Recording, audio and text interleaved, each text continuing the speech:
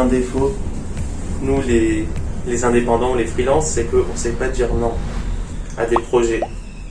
Alors au début on a peur de le faire pour pas froisser les gens, pour paraître bien aux yeux des gens, et parce que vraiment il nous manque des projets, on a envie de faire rentrer des projets.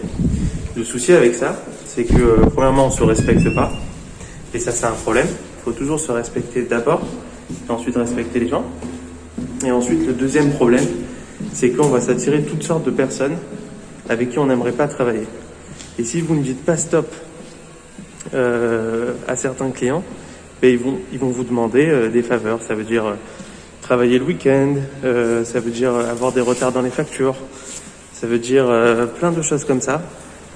Et malheureusement, je sais que ça nous arrive beaucoup en tant que freelance ou en tant qu'indépendant de pas savoir dire non, et ensuite on le paye, on regrette. Donc voilà, voici les trois cas en fait où vous devrez pas accepter certaines choses. Premièrement, lorsque ça parle d'argent et que on décide de pas vouloir vous payer en temps et en heure, ça arrive très souvent. Deuxièmement, quand le client il vous force un petit peu la main, vous n'avez pas forcément envie de travailler avec lui, mais il insiste, oui, ça me ferait énormément plaisir de travailler avec vous, etc.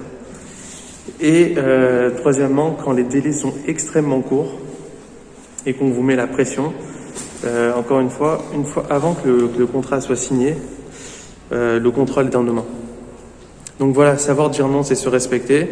Je sais aussi que dans le domaine des employés aussi, c'est un problème parce qu'on n'ose pas dire non à notre patron. Tout ça à cause de la peur, hein. C'est uniquement à cause de la peur.